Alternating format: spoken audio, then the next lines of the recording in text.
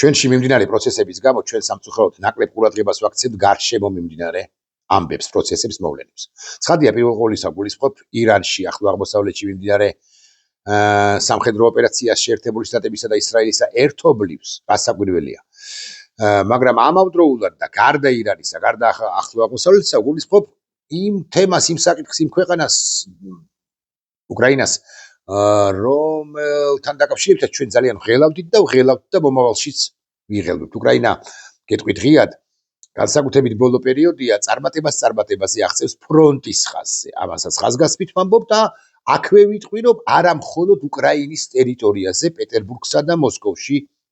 ლენინგრადის ოლქსა და მოსკოვში,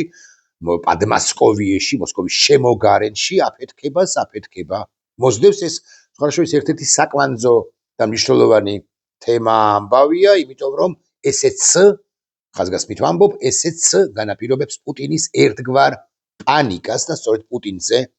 არის ჩემი ვიდეობლოგი მეტწილად. გეტყვით ასე, ეს ვიდეობლოგი პუტინის შესაძლო და ჩემი აზრით გარდაუვალ ჯერ დასუსტებაზეა და უკვე შემდგომ გარდაუვალ დამარცხებაზე, ანუ ქართულ ოცნებას თუ მაინც და მაინც ისიც უნდა ვახსენოთ, გარკვეული პერიოდის შემდეგ და არ უგულისხმობ, ცხადია, უახლოეს 2 თვეს, ან თუნდაც 4 თვეს, ან თუნდაც 8 თვეს, მაგრამ დრო მიდის და გარკვეული პერიოდის შემდეგ, მოდი, გავბედავ და ვიტყვი 1 წელიწადში, წელიწადნახევარში, აღარ ეყოლება პუტინის სახით თავარი დასაყრდენი და ქართული ოცნება და პერსონალურად ბიზნეს ივანიშვილი ამას ხვდება თუ არა, ეს ჩემი საზრუნავი და საფიქრალი რასაკვირველი არ არის, მაგრამ ხვდება თუ არა ეს კითხვა მაინც უნდა დავსვათ და ჩემი მოსაზრებით მოცემულ ეტაპზე ბიზნეს ივანიშვილი, რომელიც გაფილტრულ და პრორუსულ ინფორმაციას იღებს, მას აწვდიან სწორედ პრორუსულ ანალიტიკას თუ გნებავთ ასე. ვიტყვი ამ მის გამოც ის ასე არ უყურებს პროცესს, მას გონია რომ პუტინი უკაცრავად რუსულისთვის და ვეჩნია, ანუ მარადია და შესაბამისად რაღაი პუტინი მარადიულია, შესაბამისად მისი აკაური ამფსონი ბიზნეს ივანიშვილიც მარადი და მარადიული იქნება თუ მომისმენს, ასე მიუმართავ, არ არის ესე გრიგოლიჩ, ალტერნატიულ წყაროებს თუ გაეცნობით ან სთხოვთ თქვენივე გუნდელებს თუ ახლოს მყოფ ადამიანებს, რომ სხვა დასავლური განსაკუთრებით რასაკვირველია და ობიექტური ანალიტიკა გაგაცნონ, იქნებოდა თქვენი პოზიციის კორექტირება მაინც მოხდეს, დაბალანსება მაინც მოხდეს და ასე ყველა ფსონი არ დადოთ მოსკოვში, რუსეთში,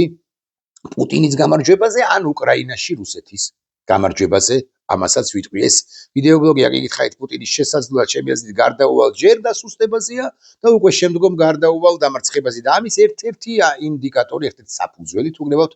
ასე ვიტყვი, უფრო სწორი სიტყვა არის ის, რომ პუტინის და სხვების გადაწყვეტილებით რუსეთში, მოსკოვსა და ლენინგრადში და მთლიანად რუსეთშიც შეიზღუდა კი არა, პრაქტიკულად დასრულდა, შეიკევეცა კი არა,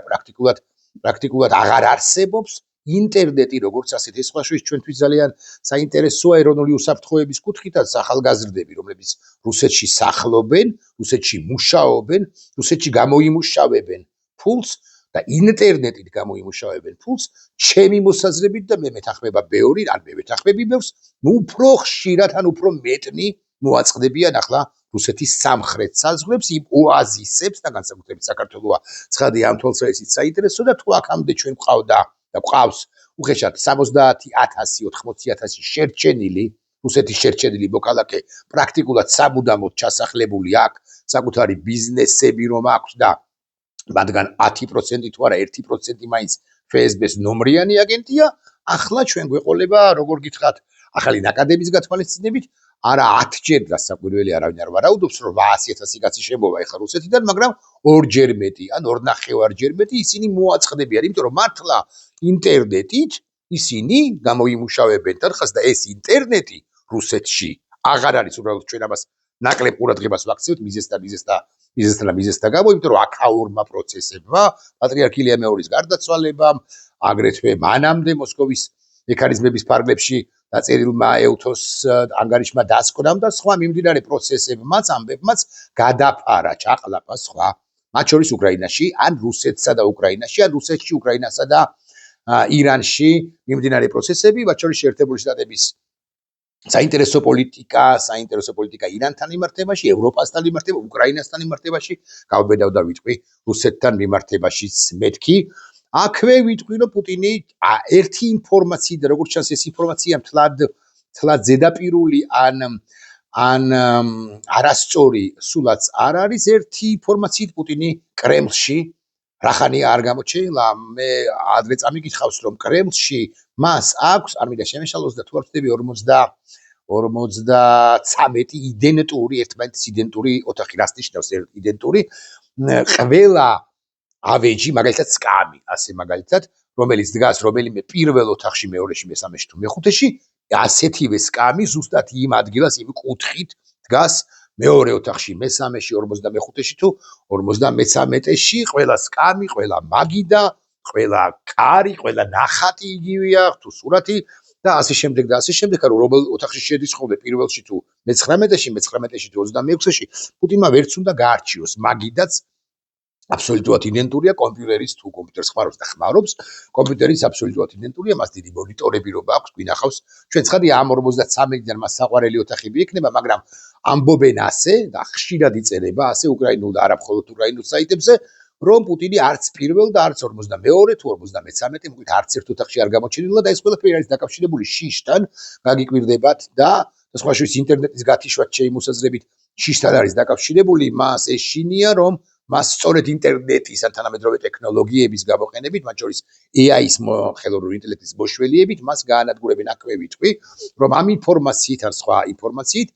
პუტინი არ გამოჩენილა არც კრემლს მიღმა, ისიც თქვენ რომ მისი ესკორტი გამოდისოდა და გამოდის ხოლმე კრემლიდან, დიდი ალაყაფიდან,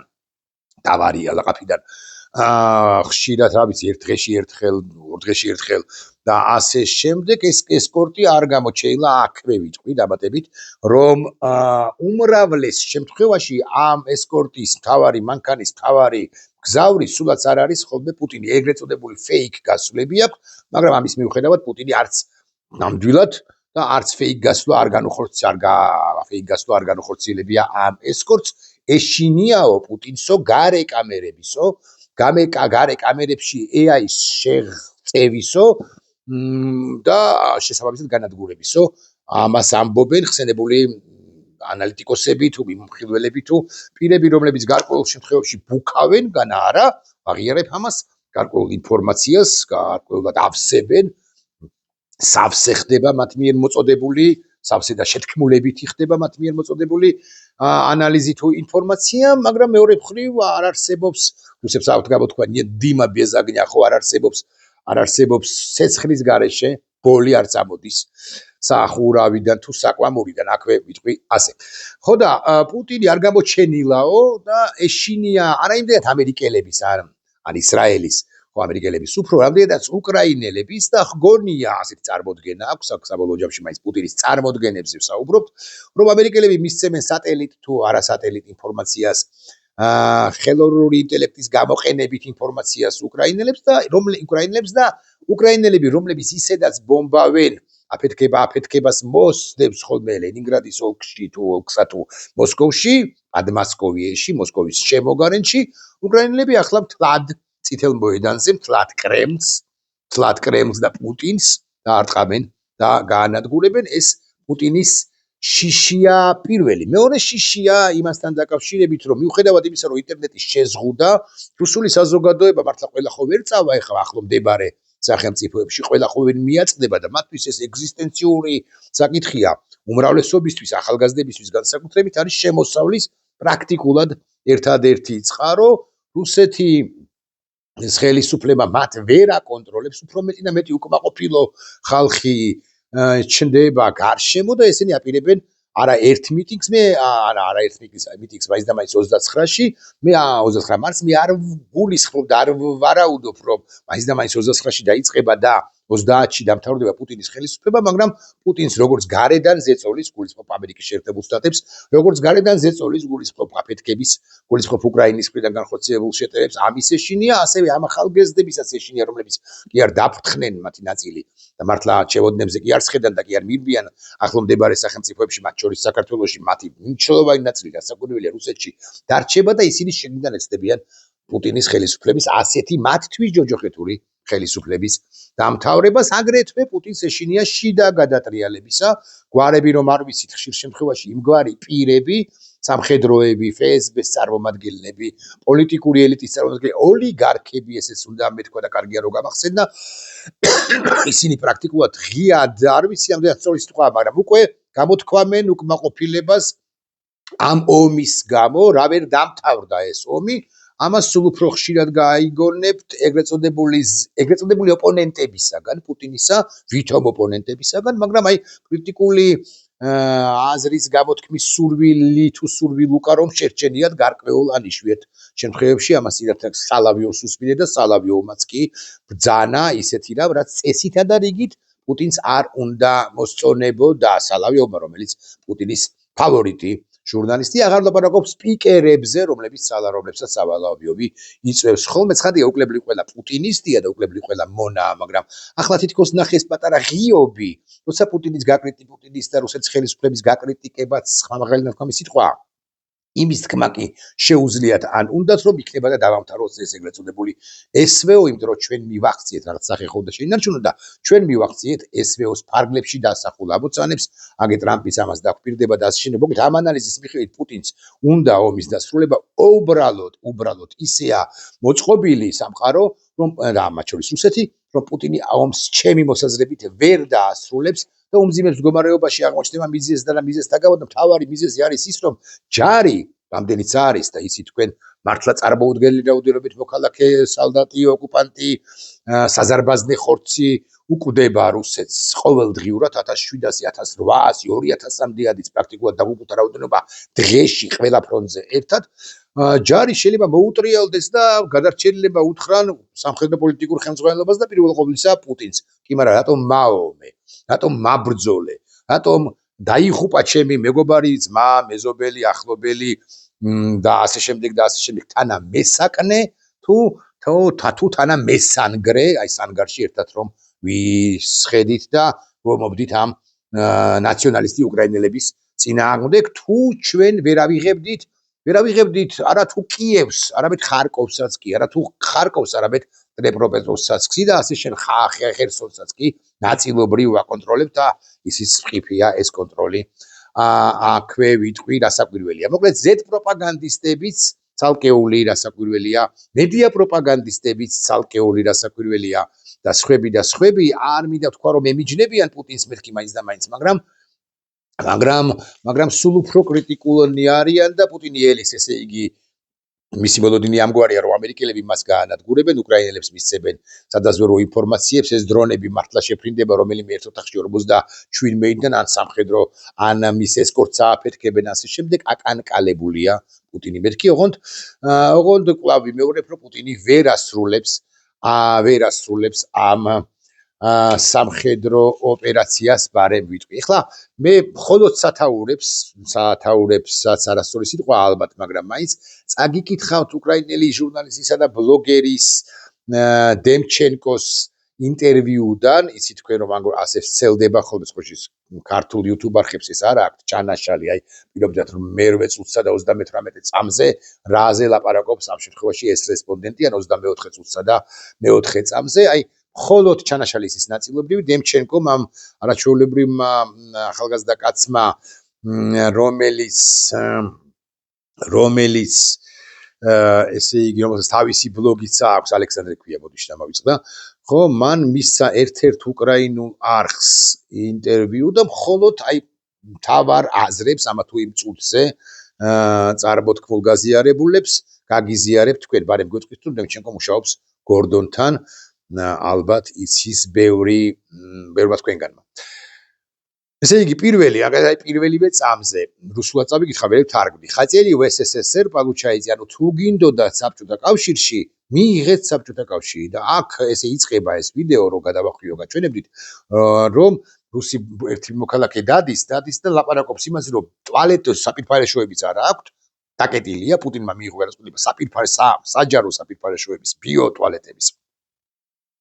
გარკვეული დროით დაკეტვის თაობაზე და ეს უარესი მოხდებაო, დემჩენკო ამას ამბობს და მე უკვე გადადის ავტორთან ერთად, გადაცემის საყვანთან ერთად ინტერნეტის შეზღუდვაზე.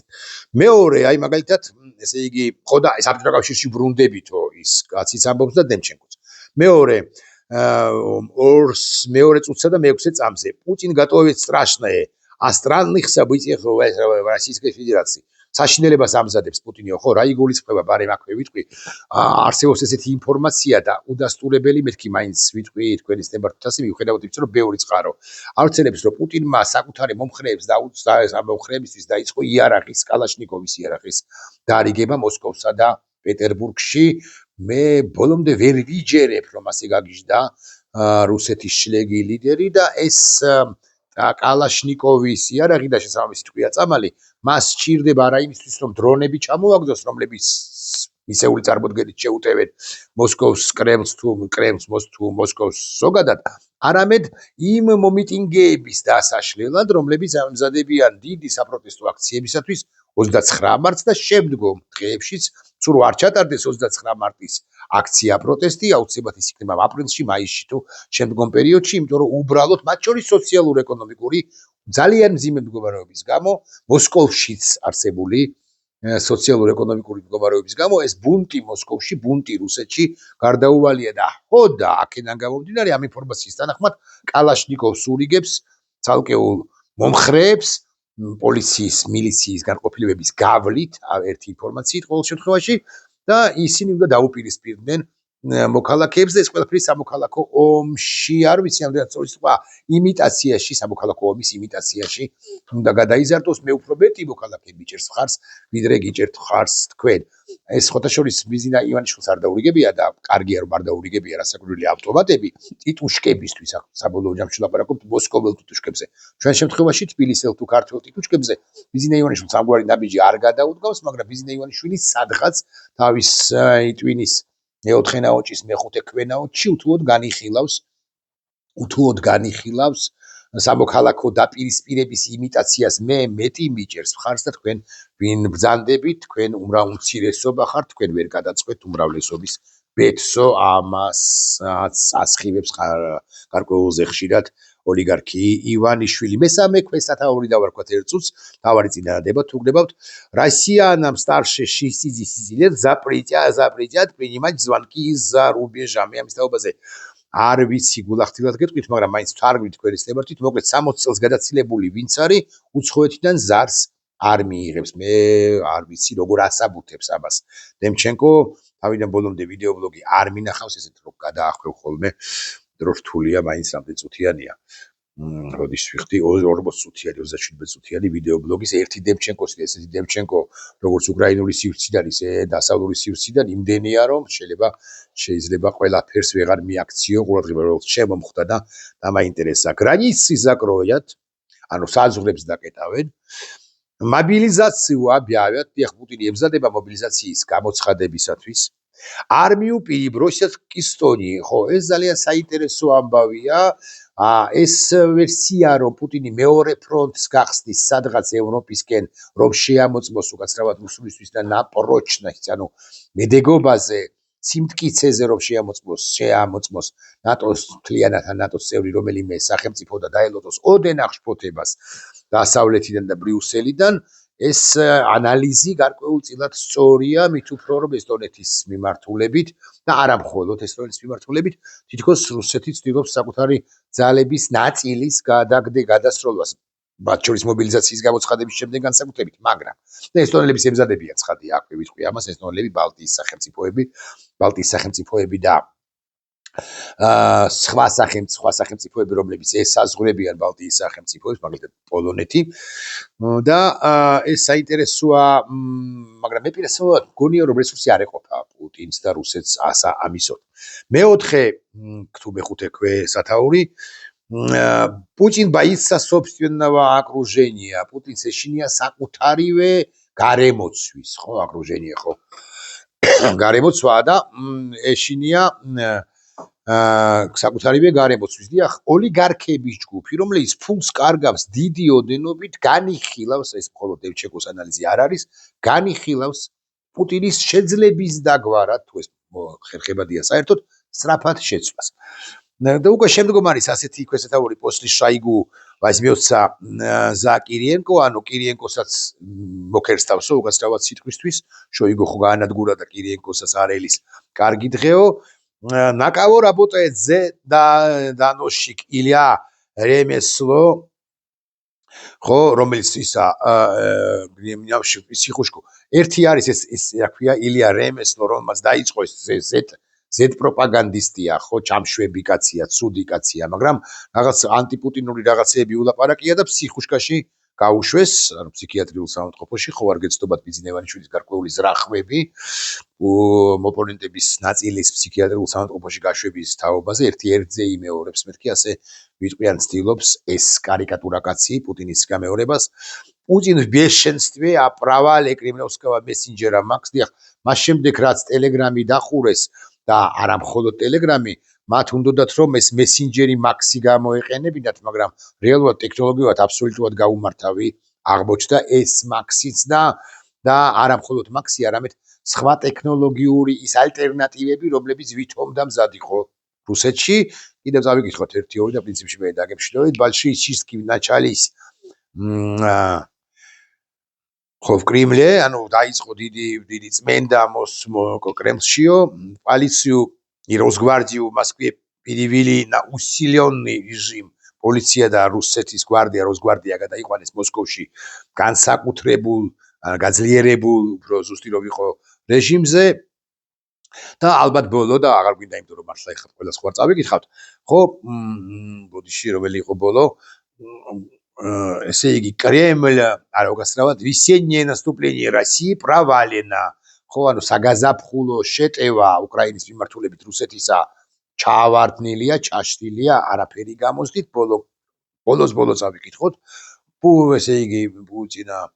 Кремль готовит масштабные диверсии. ხო და ამ ვერსიის თანახმად, ერთ-ერთი ვერსიის თანახმად, ბარემ წავიკითხავ, Кремль готовит масштабные диверсии в Москве. მოსკოვი ეცდება რომ აი ეს მომიტინგეები ხო გამოვლენ და პუტინი ეცდება რომ დივერსიები მოაწყოს ამის გამოცდილება სხვა შეისა აქვს 2000-იანი წლების დასაწყისში მან რა არა დაგეგმა ჩემი მოსაზრებით ნორდოსტი ჩემი მოსაზრებით ბესლანის და არა მხოლოდ ჩემი მოსაზრებით არამედ ეს ობიექტურად ასეა ფსბ-ს დადგმულია ყველა სპექტაკლი რაც კი 2000-იან წლებში გახდა საფუძველი ჩეჩნეთი გენოციდის ახალი გენოციდის მეორე გენოციდის დაწყებისა და რაც დაედო საფუძვლად მეორე ოპერაციას 2000-იან წლების დასაწყისში და ოდნავ ადრეც ჩეჩნეთის წინააღმდეგ და აქაც არ არის გამორიცხული რომ რაღაც დივერსიული აქტები გაითამაშოს ფსბ-მ პუტინმა და ამის გამოც დაიწყოს ახალი რეპრესიები უშუალოდ რუსული საზოგადოების ოპონენტების თუ ვინმე ხავს კიდევ შერჩენილი და სხვათა წინააღმდეგ და ბოლო აკორდები ჩემი ვიდეობლოგისა შიში ვერ იხსნის პუტინსა ცუდია მისი დაღრეჯილობა შიში ვერ იხსნის ვერც ბიზინას ცუდია მისი დაღრეჯილობაც რომ ვიცოდეთ მაინც და რატომ არის ახლა ჩვენთან იმართებაში კიდევ რატომ არის უფრო მარტივი მეთქი თქვენის ნებართვით ვიტყვი ასე იმიტომ რომ მოქალაქის ხმა ისმის სულ უფრო ხშირად და სულ უფრო ხმამაღლა ყველა კონკრეტულ საკითხში საქართველოს დე-ფაქტო ხელისუფლება ბანდა ქართული ოცნებისა უშვებს არა მხოლოდ რაღაც ჩვეულებრივ შეცდომას გაუშვა ქალბატონი ბაგრატიონი პირველ ლედი როგორია საკუთარი თავი ის შეერთებულ შტატებში და ის გამოვიდა სასჯელად ეს ერთი შეცდომაა რომელიც უთუოდ აღიზიანებს ქართული ოცნების ამომრჩეველსაც მაგრამ ეს არ იქნება საფუძველთა საფუძველი ქართული ოცნების ამომრჩევლის მხრიდან ქართული ოცნების მოცილებისა როცა იქნება მაშინ არა მარტო ეს არ არის მროვლ შეცდომა მოხვება დანაშაული მოსდევს და განსაკუთრებით დანაშაულს გრძნობენ მათ შორის ქართული ოცნების ამომრჩევლები ქართული ოცნების დანაშაულს გრძნობენ როდესაც ხედავენ რომ ესენი გაზულუქდნენ და ესენი დაემსგავსდნენ იმ ტკიპას რომელიც სხეულს ორგანიზმს მიაჯდება ხოლმე სისხლს წოვს პირდაპირ მნიშვნელობით ტკიპა ასე შვება ყოველ შემთხვევაში და ტკიპებისაგან დიდად კი არ განსხვავდებიან ცალკეული პირები ქართული ოცნებისა სისხლს წოვს და ქსურდება სუქდება იჟღინთება მოდი ასე ვიტყვი და აი ამის გამო სულ უფრო ხშირია ცითამამეები მოქალაქეებისა რომლებიც საპატიმროში არიან მათ ცითამამე არც არასოდეს არ აკლდათ და თვალსაჩინო მაგალითია ბოლო ელენე ხოშტარია რომელზეც სხვათა შორის სისულელეები ლაპარაკა როგორც ერთმა ისე მეორე ისე მე-18 თუ 38 41 დეპუტატმა ვოლსკიმ მაგალითად ისეთი საშინელება თქვა, რომ კაცს არ ეკადრება, მოქალაქეს არ ეკადრება ეს აი რაღაც ელემენტარული წესიერების, მისხალე წესიერების კაცს არ ეკადრება, აღარ ვლაპარაკობ ქადაგიშვილზე, რომ მას კიდევ უარესი თქვა, ვიდრე ვოლსკიმ ბარემ ვიცოდეთ და ელენემ გვაჩვენა თვალსაჩინოება რაღაცა სიჯიუტისა, კარგი კონოტაციით, თვალსაჩინოება და მაგალითი უდრეკობისა, მაგრამ აი გარეთ მყოფი ადამიანების, რომელთა გვარსახელებსაც ჩვენ ხშირად ერთს ვისმენთ მედიის საშუალებებიდან, ხო, რომლებიც უცნობები არიან ქართული საზოგადოებისთვის, ისინი ხმამაღლდებიან სულ უფრო და ვეღარ იტანენ, უნდათ რომ მოიცილონ ეს ტკიპა, რომელიც სისხლს ქართულ სახელმწიფოს და აი ერთ-ერთი მათგანი არის, გვარი სახელი ცხადია, არ ვიცი, ერთი ადამიანი, რომელიც არ მინდა შემეშალოს და სიონის დიდ საკათედრო ტაძარში დღეს ცოტა ხნის წინ ახმამაღლდა აი ამ შეშლილების, ქართული ოცნების შეშლილების, ანუ პუტინის აკაური პარტიორების წინააღმდეგ და თქვა ის, რაც თქვენ ბევრმა თქვენგან მანახა, მაგრამ ბევრ თქვენგან შესაძლოა არც უნახავს, მე გაჩვენებთ კადრებს, შეძლებს და გვარად ვახერხებ და დავასტოპებ, სტოპ კადრს შემოგთავაზებთ შეშლილი სახიანი ტკიპისა ირაკლი კობახიძისა, მე მას შევაწყობას არ ვაყენებ, არ გეგონოთ უბრალოდ ეს ეპითეტი აუცილებელია იმისთვის, რომ კარგად ავხსნათ რამდენად დიდ და სერიოზულ წურბელებთან ამასთან პუტინის, აი ხოჭო პუტინის აკაურ პატარა წურბელუკებთან გვაქვს საქმე, რომ ეს ნატურალურად წარმოიდგინოთ თქვენ როგორი ხელისუფლება გვყავს ჩვენ და სამწუხაროდ და ახლა ვიდეო კადრები და ასე დავასრულოთ ეს ვიდეო ბლოგი. Open link.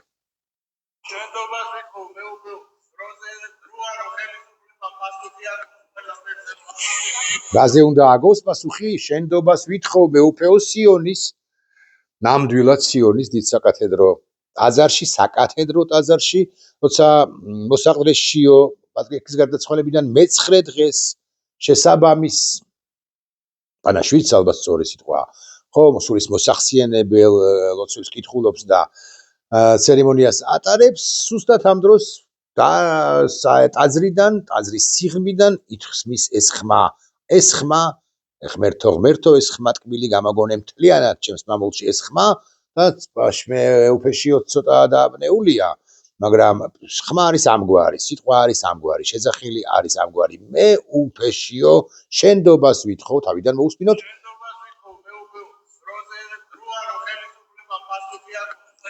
და რაზე აქვს პასუხისაგები, არა მხოლოდ ამ რამდენიმე დღის წინ,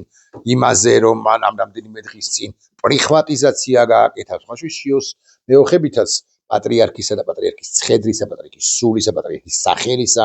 იმ დღისა საერთოდ, არამედ იმაზეც რომ ეს შეშლილი პუტინი რო აქვს ლადის ნაჩალნიკი შლეგი კაცი, ხო, იმას მიანდო ქვეყანა, იმისკენ გადააგდო ქვეყანა და იბრიდება ეს პუტინი მეთქი თუ ვიტყვი ასე, არც ამაში ვიქნები ტყუანი და ახლა ამ პირველი კადრების შემდეგ მართლა დავამთავროთ, იმიტომ რომ 21 წუთი ამოიწურა, მე ახლა შემოგთავაზებთ ამასობაში ბავშვთან დამაგვიან და შემოგთავაზებთ შეშლილ სახეებს წურბელებისა, ხო, ასე დავარქვით, თუ ტკიპებისა.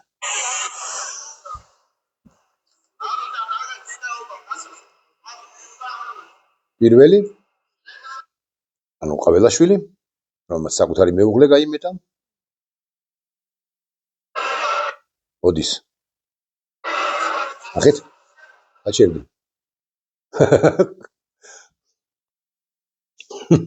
არა, არ გაძულებთ. მეორე,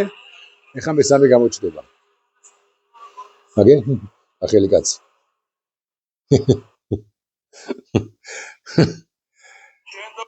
პუტინის აკაური მომხრეები გარდაულად დამარცხდებიან. მანამდე მეთქი ასე ვიტყვი, ვიდრე პუტინი დამარცხდება, თუმცა არ გამოვრიცხავთ, რომ პუტინის დამარცხების კვალ-დაკვალ, ხოლო პუტინი განადგურდება, ფიზიკურად განადგურებას გულისხმობ, არც თუ შორეულ მომავალში. ნახვამდის.